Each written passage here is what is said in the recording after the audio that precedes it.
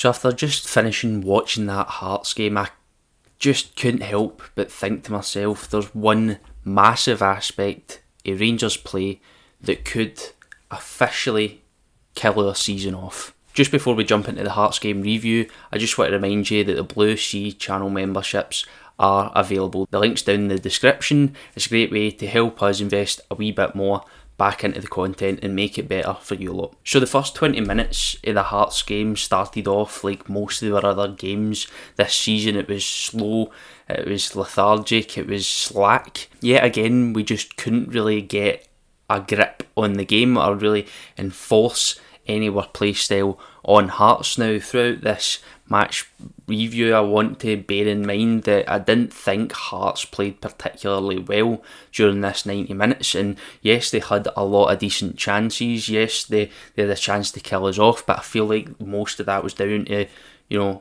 Rangers' own doing. I didn't feel like they threatened a huge amount, which is a surprising thing to say considering how tough it is to go to Tynecastle. Now, time and time again, after every game, it's becoming more and more prominent that their slack passing in the final third and a lazy passing around the back is going to be one of the biggest things that we need to improve upon going forward throughout the games. It's the thing that's killing us in general. It's the thing that's turning over possession and allowing players with pace to break on our back line. I feel like I'm just fucking repeating myself at this moment, but it's an issue that we've not seemed to solve yet. And you sit and wonder to yourself, why is that? Is it just that the players aren't good enough to play that certain play style? I mean, the previous couple of managers had us keep possession for possession's sake, so we've not necessarily trained the players well and putting those dangerous and risky passes into play.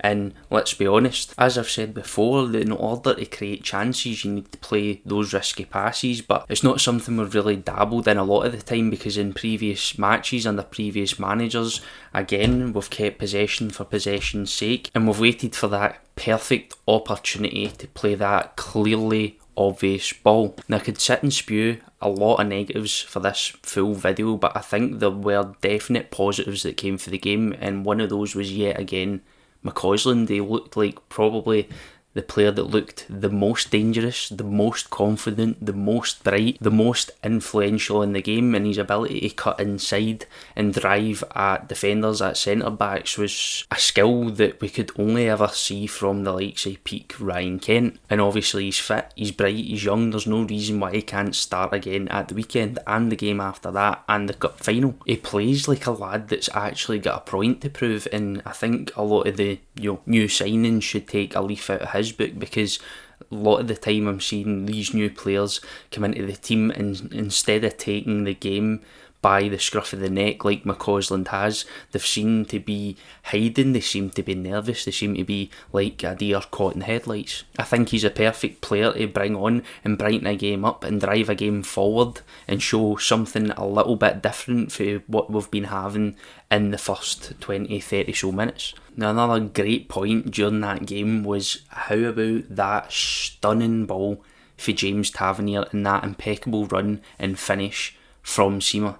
It's something that we've been screaming out for, and at the first few minutes or first half an hour or so of the game, we were seeing a lot of these long balls go forward and there was nowhere near the right weight or the right accuracy on the ball, but that one ball was enough to put us 1-0 up, and I really hoped we'd have kicked on from there, but it was very, very nervy. No matter what we do, no matter what stage of the game could potentially, spark something new, we always seem to fall back into those, couple of misjudged passes, misjudged control, those small daft mistakes, and we seem to slump back into this struggle for the rest of the game. Now, if you're not a team that can put, a passage of play together or string one or two passes or ping the ball about a wee bit, you're pretty much fucked from the outset, because not only does it kill off any potential attacking play, but it is a player, or even whether you're involved in the passage you play or not, is completely demoralising, and it can set the tone for the rest of the game. It's the kind of thing that turns fans against you early on. If you were to have that 20-30 minutes that you did in that game at Ibrox, the fans would be on your back straight away, which means you can't let it happen. You need to make sure you start bright, you start early, and it's just something we've struggled at over the course of the season. A couple other bright points, I think Sterling had a great wee period of play, a flash of brilliance when he came on as well. Obviously Sima getting his numbers up is absolutely fantastic, which by the way there's possibly a rumour that we might or might not be progressing and actually signing him on a permanent, hopefully come the January transfer window. Cantwell again getting dropped in his number 10 role where he plays most naturally. Yes, he did get taken off, but I think playing in that 10 role and having that complete freedom of the pitch is where we get the best out of Cantwell. And of course the clean sheet at a hard ground like Tynecastle can never really be grumbled at. But as I said at the start of the video, there is one thing that no matter how many positives that are there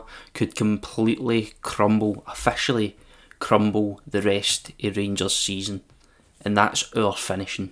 We've spent roughly 13 million on strikers and forward players, and yet again we seem to be, although Seaman's there as well, we seem to be relying on goals from our right back. Even though he didn't score tonight, he's still our top goal scorer. Now Danilo, I don't know if it's because he lost his mask or whatever, but there was 2 howling sitters during that match. Not only that from him, but there was a couple of shots that probably should have at least hit the target during that game. Yilmaz had a good one for about 7 yards out and fired it clean over the bar. You know, you could probably sit here and list off the chances that we've missed over the course of the season.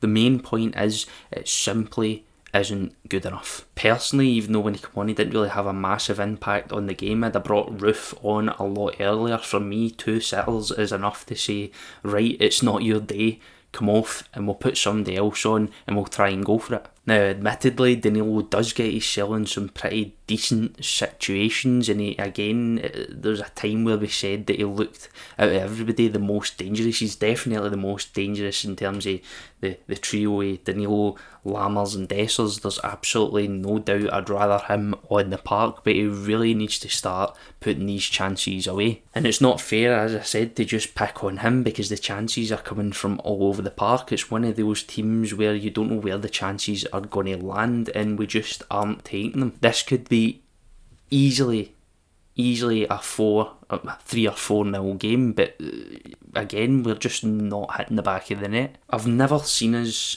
before. We kind of had the issue we weren't creating enough chances. They were too slow. You know, this was before Clement. We're too slow, we're not creating enough, we're not being enthusiastic enough, we're not driving forward or being direct enough. We just didn't see where the chances were coming from, and they were few and far between.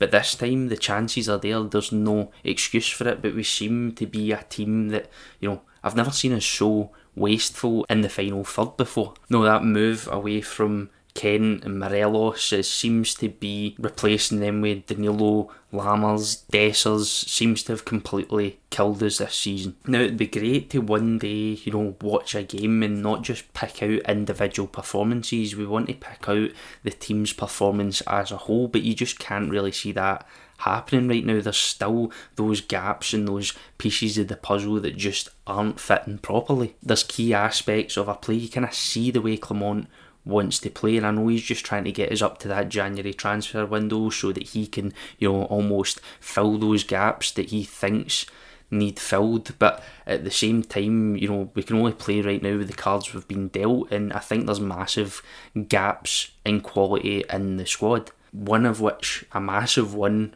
and we spent, as I said, 13 million on that, was our front line, with only Sima actually able to make an impact. Now listen, I'm not going to be too harsh on the team, because again, we can't really complain when those chances are being created in the first place, but at the end of the day, if you don't finish those chances, it's pretty much pointless. But regardless, it's 3 points, it's a clean sheet, an away game, albeit at Tynecastle, and what I want you to do is jump into the comments section and let me know what you thought about the game, what you thought about I've said. Remember, the link to the BlueSea channel memberships is down in the description next to our socials. Remember to like and subscribe, and I'll see you next time.